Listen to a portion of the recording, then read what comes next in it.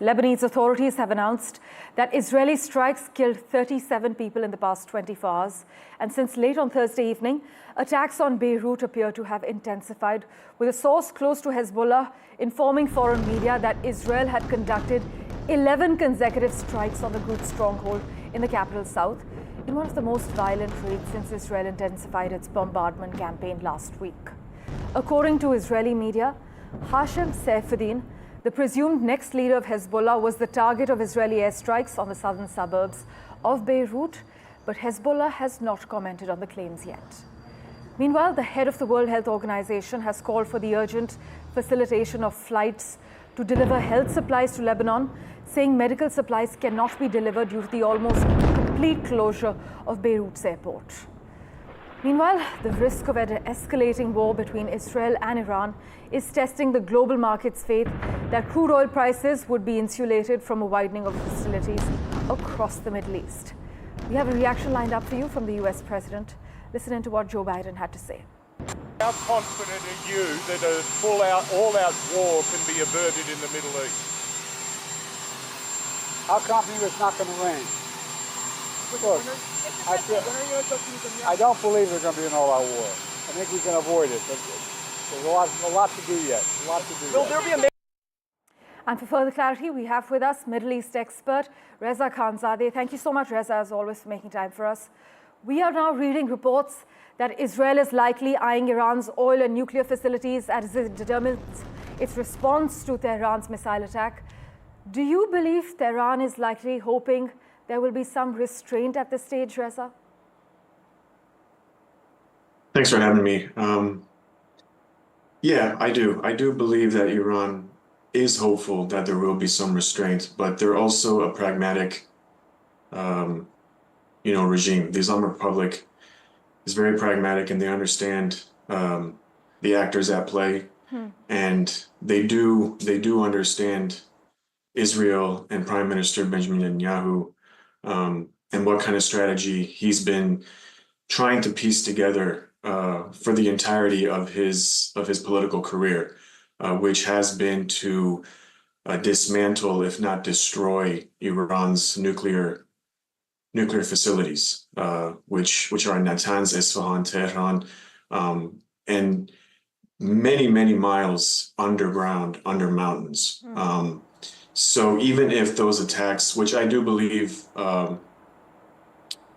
as far as the reporting and who I've spoken with so far, it does seem that Israel wants to attack Iran's nuclear facilities. Right. Now, as far as the oil facilities, I doubt that will happen for a whole host of reasons, because that will have implications throughout the entire world with oil exports and costs. Just with Joe Biden making the comment, President Biden of the United States making that comment just earlier today, I think 5% increase in oil prices. But as far as the nuclear facilities, absolutely that is a prime target for Israel. But history has shown us, even Israel's own military experts have said those types of attacks will have minimal impact on really damaging Iran's nuclear facility. But do you agree with the assessment that Israel is in a position to start a war with Iran and drag the United States into it, but is in no position to end that war? Yeah, that is an accurate assessment. We've seen time and time again how essentially the United States, Washington, D.C., and not just President Joe Biden, previous administrations within Washington, D.C., more or less drawing these quote-unquote red lines when it comes to trying to persuade Israel and Benjamin Netanyahu not to do certain things in the Middle East, whether it be assassinations, bombings, attacks, and yet every time the U.S. president or Washington, D.C. tells Israel not to do something, Israel goes ahead and does it anyways, and there's no consequence from that. The U.S. still bankrolls Israel's military capabilities, and they still allow Israel to harass and bombard and essentially destroy Gaza and what's left of the West Bank as well. But then to end the war, like you said, it would require really almost every country within the Middle East, all the Arab countries in the Middle East would have to step in order for that war to end. But like you said, Israel can easily start it, and no one's going to stop them because the only country that can stop them is the United States, and they're not going to do that. So it seems like where we're headed right now is almost to a point of no return, because like I said, it's really up to the United States. Reza, is it fair to say that Iran and Israel are emerging as the two main great power rivals in the region? And is the rest of the region basically bystanders right now? I would say so, yeah. But it's a bit more complicated than that as well, which would take up a lot more time than we have on the show right now. But the short answer is yes. As far as the bystanders are concerned, we just seen that Iran's President Pezeshkian having a meeting with his counterparts in Qatar. Yes. They just normalized relationship with Saudi Arabia recently.